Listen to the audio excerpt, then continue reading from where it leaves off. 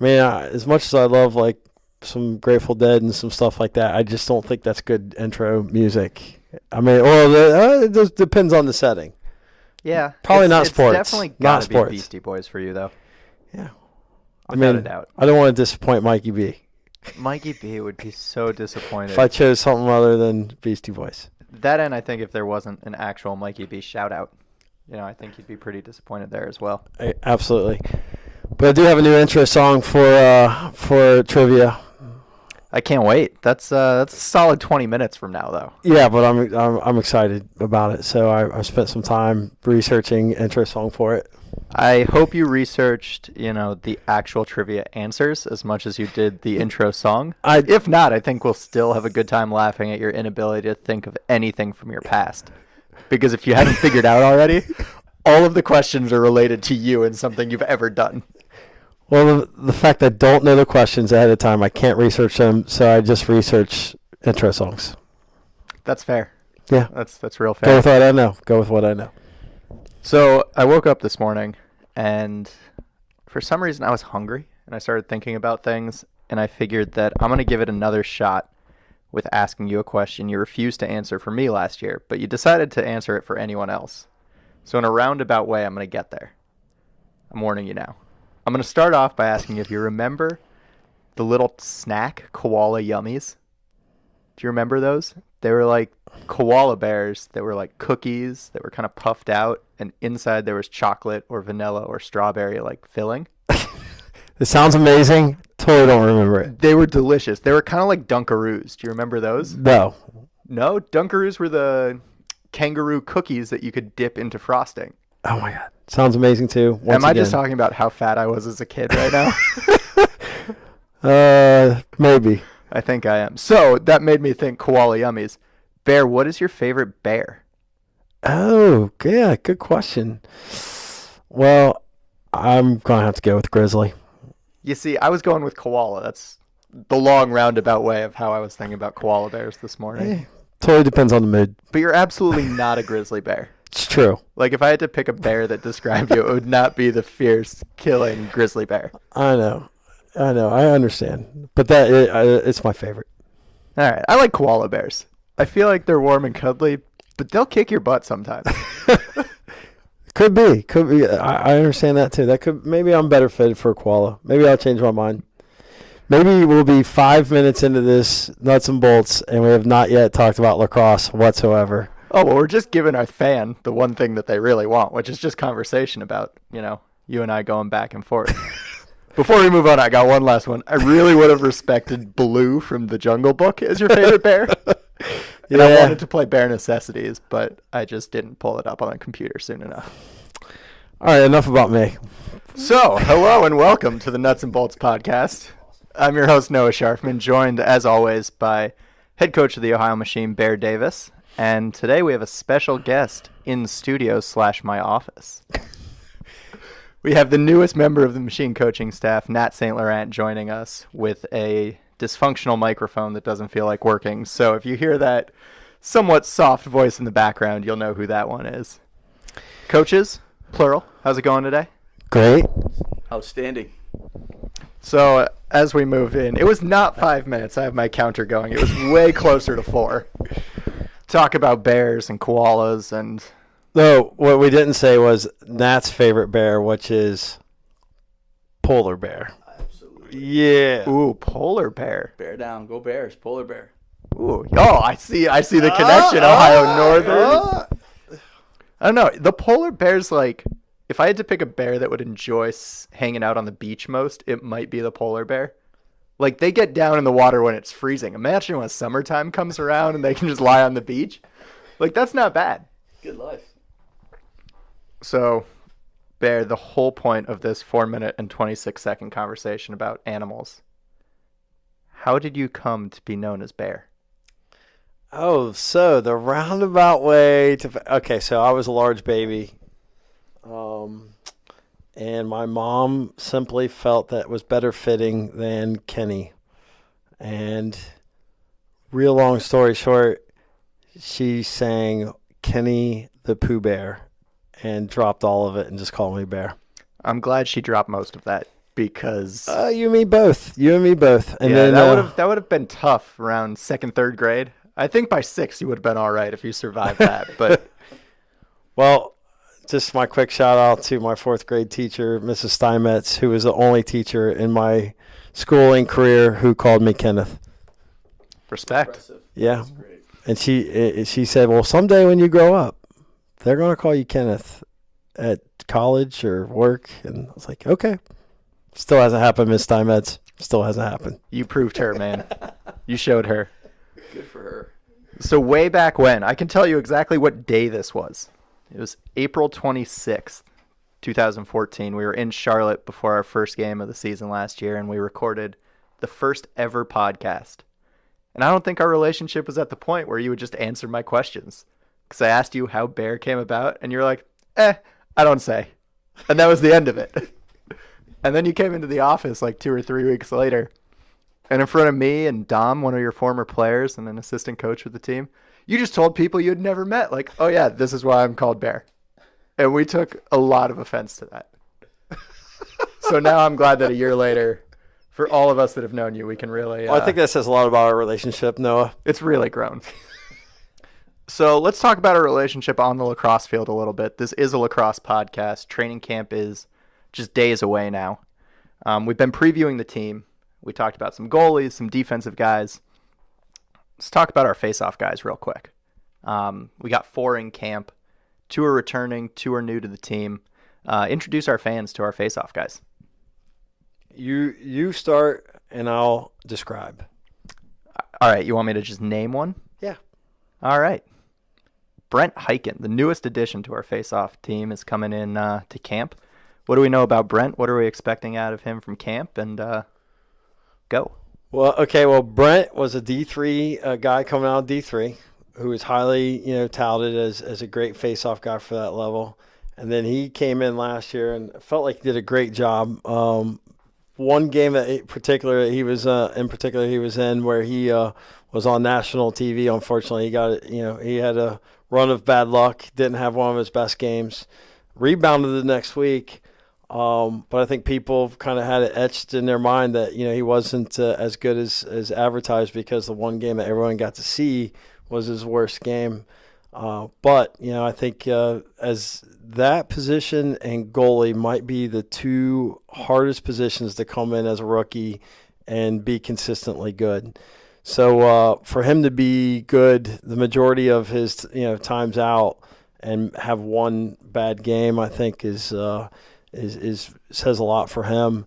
We spoke a lot, here throughout the supplemental draft and after the draft, and we decided that we wanted to pick him up because he felt like he's learned a lot from his experience last year, and we're excited to bring him in camp. I think he's trained a lot differently, preparing for this season. So we're excited about having him in. Not sure if you mentioned it, but I'll say it as well. He was playing for Denver last year after being drafted by them. One of our guys kind of had a similar experience where he got a taste of the league and then came back and really made a name for himself. Eric O'Brien started out in San Fran, played a game or 2 there, really kind of learned the system, and then when the Ohio team showed up, the machine, he's been a fixture since then. Talk a little bit about OB and also Bobby DeTillo, who are coming back. Our fans know them. What's the coaching staff looking for in year 2 out of the 2 Dragons? Well, yeah, we went to that. We tried going to a single face-off guy last year, and it was just so difficult, especially with the high scoring rate that we were going at. And it was just it wore him down. Not only did it wear down the opposing team's face-off guy, but it was wearing down our face-off guys as well. And we found that with our athletic ability in the midfield, that we didn't necessarily have to carry that 6 midi or the 7th pole. We had a pretty athletic team, so we elected to carry 2 face-off guys. And these guys did a great job of balancing each other out, throwing different looks at, and just being equalizers, to the top face-off guys and giving us possessions that we needed. OB is that veteran that has faced off against every guy in the league. He's a scoring threat. He had some goals last year. He pushed it off transition, off the face-off. He's tough. I love his mentality, and he can bounce back. So I feel like, big things for him this year. He's tweaked his training, and he's a great asset for the High Machine. He's a great public figure here in Columbus, and promotes the machine at all times. So we love having OB around. Bobby, I think, came into training camp, same kind of thing, where he had a couple face-offs in the league prior. Felt like he was not maybe in the shape that we wanted him to be in coming out of camp last year, so we did not retain him. Gave some looks to Matt Delonte, and decided that after talking to Bobby again that he kept continued to train. He felt like he was ready to go, and we brought him back, and again another scoring threat. Was a huge addition to our team. I'm glad that we picked him back up. Fourth guy in camp is Greg Paskoljan. I have a feeling you wanted me to bring it up so I can tackle that name. What does Greg bring into camp? Greg is a lot like Hyken in the sense that he was a D2 guy.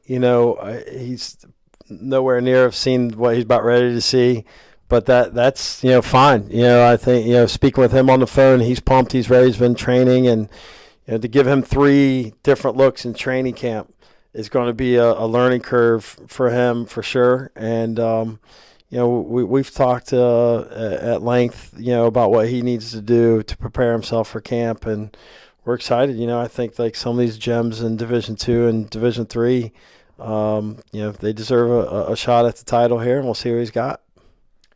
If you're a face-off guy and you're trying to make the league, can you just stress the importance of being able to do multiple things?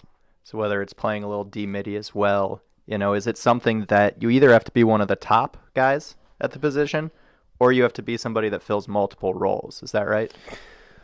Well, I would say just make sure you're not a liability. I don't know if you have to be a D-midi or a huge offensive threat, but the last thing you could be is a liability. If you're not going to win at a high percentage of the time, you have to at least make sure you're not a liability. If you're average face-off and you're a liability, you have no future in the league. I mean, there's just none.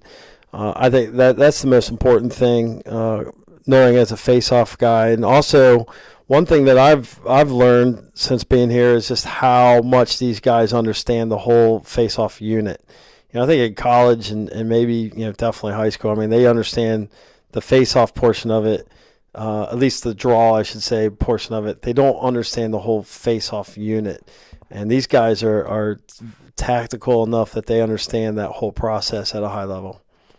Yeah, I think you see it on the sideline after a draw. Our face-off guys will come off and talk to the wing players and make sure that, they know that everyone's on the same page. Because a face-off in this league, it's not just a clean win most of the time.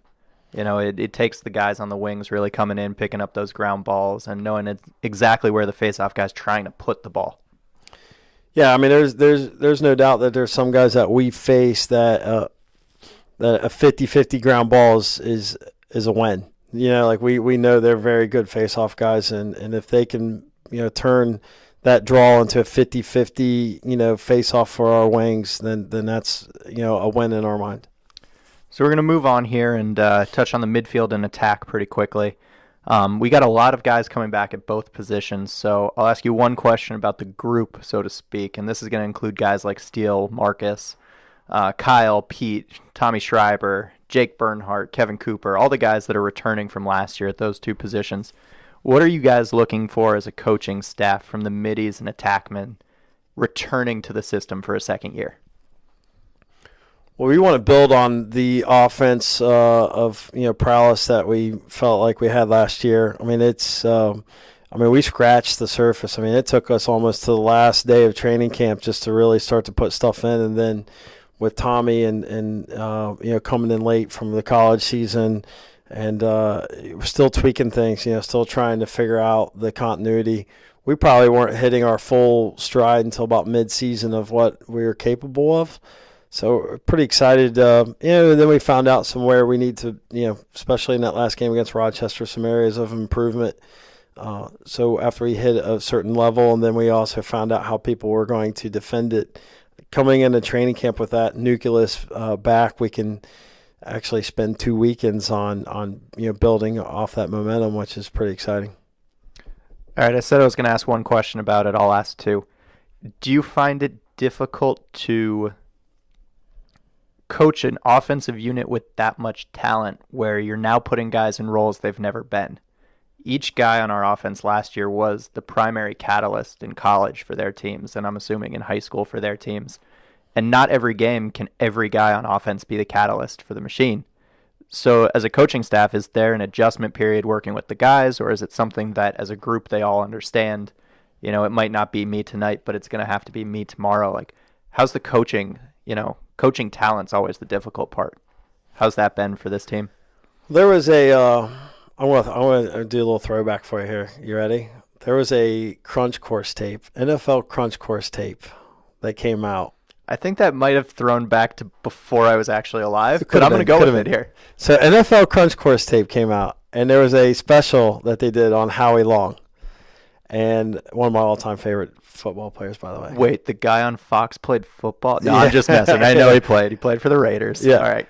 So Howie Long said something. They did all those clips of him making tackles, and then there was one clip where they had 3 different guys blocking him, and they counted them. They were just going through and counting all the different people that it took to block him. And he said, "You know what? When I get up after a play and it's a tackle for a loss, and I hear one of my teammates' names called, he goes, I know I did my job." And then they start showing all the clips where multiple people had to try to block him, and he goes, and I think that to me, as a player, at least before I was coaching, because that was some time ago, I think that little clip taught me more than anything. And I think that's a mentality as a coach I've tried to hopefully instill, our coaching staff has tried to instill in some of our veterans of, this week it might be this guy that goes, 3-2. Next week it might be the other guy that goes 3-2. But it doesn't matter. At the end of the day, if we're all scoring goals and assists and being unselfish and getting a hockey assist or whatever it takes, and we end up winning, you did your role. And that's the mentality that we built last year. I think our locker room, off the field, also bleeds right into that same process. I mean, the guys they get along. Of course, they could get frustrated within their own game, but certainly happy if they can take the weight off another guy's shoulders so he can be the guy that game. Absolutely. I think we see that on the field last year a little bit. Marcus is a great example of that. I've never seen anyone celebrate somebody else scoring a goal more than Marcus Holman does. So I think that kind of speaks to what you were saying, that, our guys are happy as long as the ball's hitting the back of the net for us. And, credit to the coaching staff. It definitely takes some time to build that, especially when you're dealing with the talent that's in the league. Everyone on our team has earned the individual awards. So now it's putting that together, right? Oh, yeah, absolutely. I mean, everyone's capable. I mean, there's no doubt. I think everyone understands that. It's just a matter of being the guy when it's your time to be the guy, not trying to force it, and just letting things happen sometimes is half the battle. So moving on to some of the guys coming in, trying to add to those groups of middies and attackmen.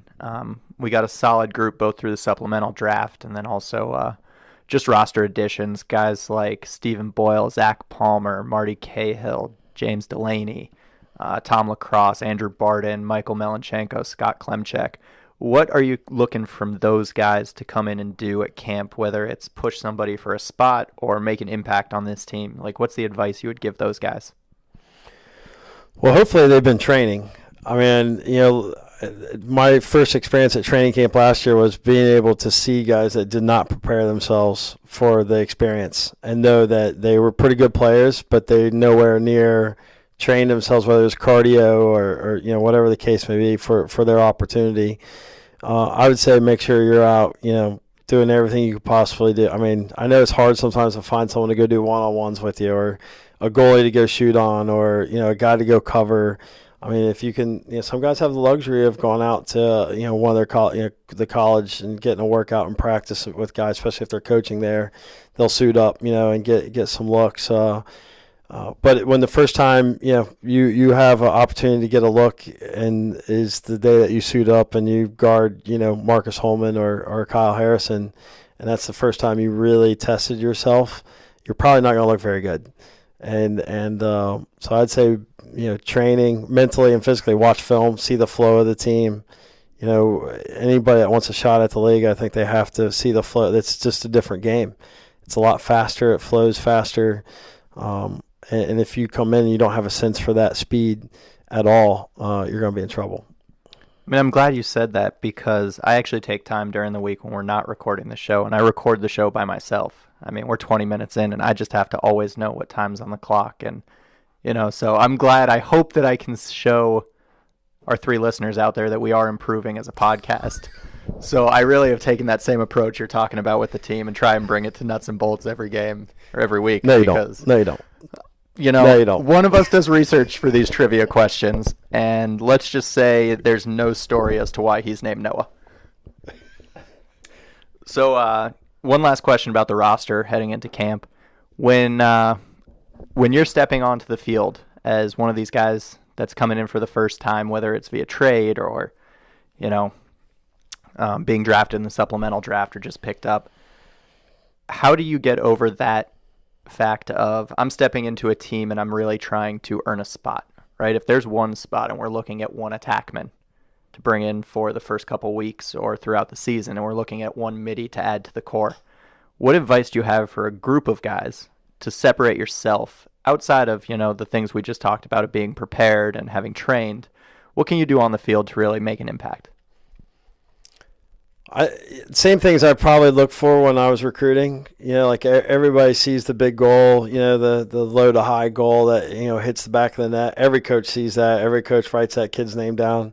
But it's that who generated that goal off a ride as a attackman, who picked up that ground ball when he was behind every defenseman, who communicated, who went over after someone scored a goal and congratulated that guy, immediately was the first one over there.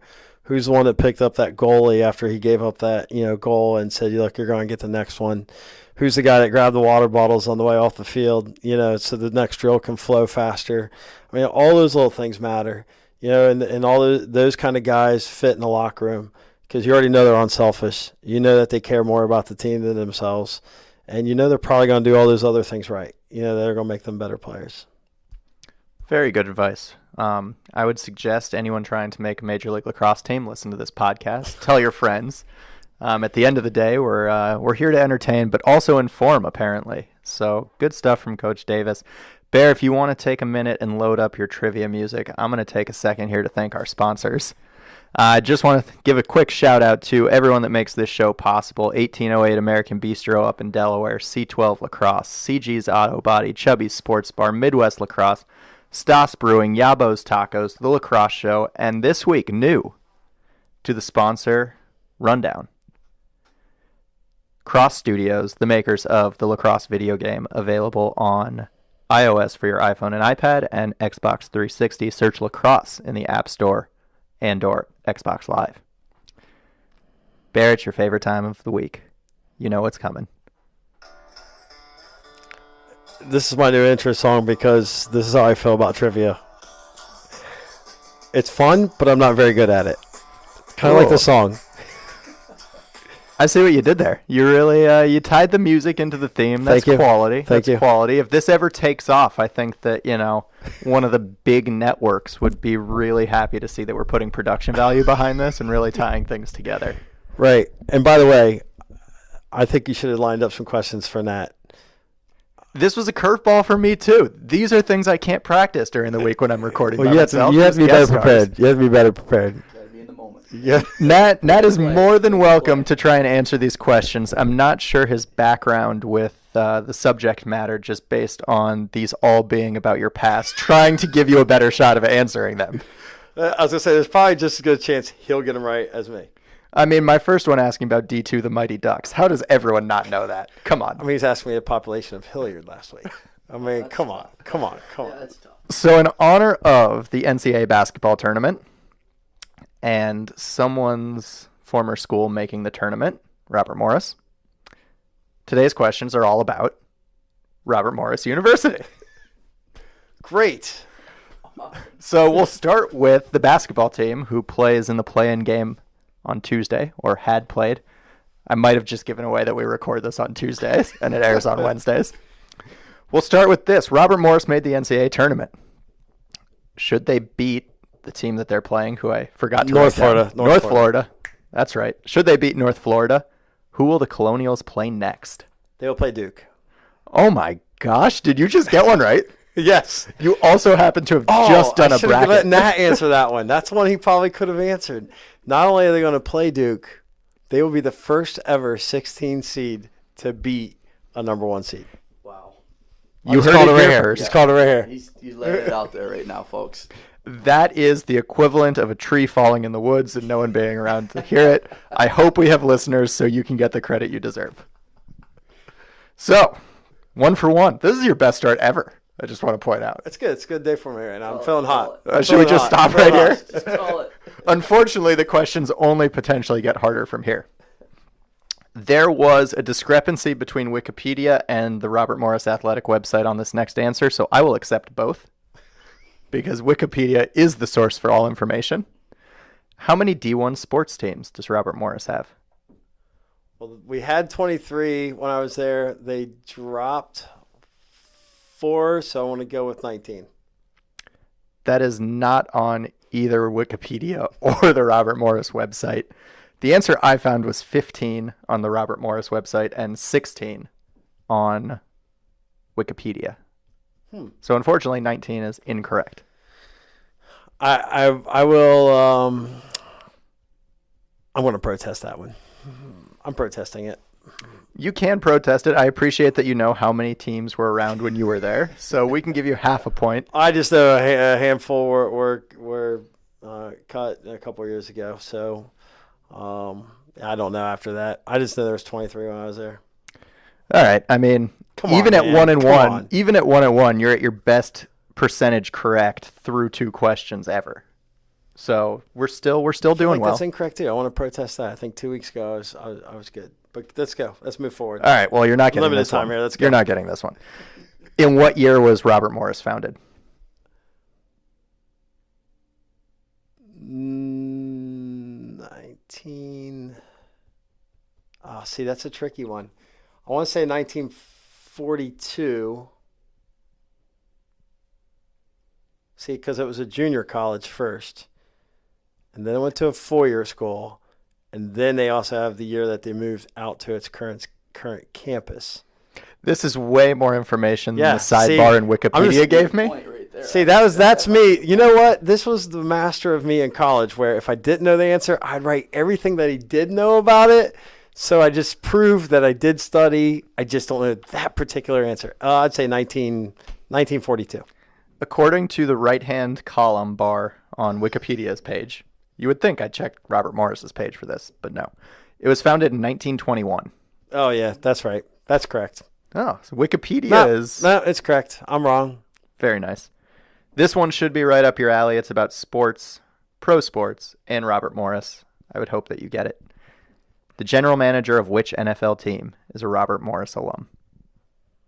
Oh, that's Pittsburgh Steelers. Correct. I'll give you a clean sweep on the round if you can name him. Yeah, I know you just asked me too quick, and I know his name too. Oh, you asked me too quick. The film room, the football film room's named after him there too. I walk by it all the time. Ay. I'm going to give it say to the you. last first name, and I'll get you last. Kevin. Colbert. Very nice. Sorry, that was terrible. I should have known that. Don't apologize to me. That one I know. That one I know, and I just couldn't come out with it. If anything, you should be apologizing to your Robert Morris fans. You've forgotten so much and so little. Yeah, that's true. Which none of those questions were lacrosse related. It's garbage, isn't it, Nat? See what I put up with around This is here? pretty tough. I mean, it's a tough. I deal. almost considered name the Robert Morris coaching staff, but I figured that was too easy. Yeah, I need layups like that. No, we don't need layups. And this is why. This is my intro music right here. This is exactly. You know why? Because you set me up for this, Noah. I don't try. That's a lie. I absolutely try. Like, ask questions you should know the answer to, but just don't. It's a lot more fun that way. I mean, no one wants to hear you just rattling off. Yeah, this is the answer. That's the answer. We want to see you sweat on a radio podcast. Someday we're actually going to have to film this so people can just see me. I'll drop the mic that day and I'll just walk out. I'm just out. Well, with that, consider that your mic drop. Bear, it's been a pleasure. Nat, thanks for joining us. We're looking forward to seeing you on the sidelines this year and with the team. Thanks, me too. This For, is changing. Oh, for us too. Trust us. For everyone here at the Nuts and Bolts podcast, I'm Noah Sharfman. Thanks to Bear Davis and Nat St. Laurent. We will see you guys next week.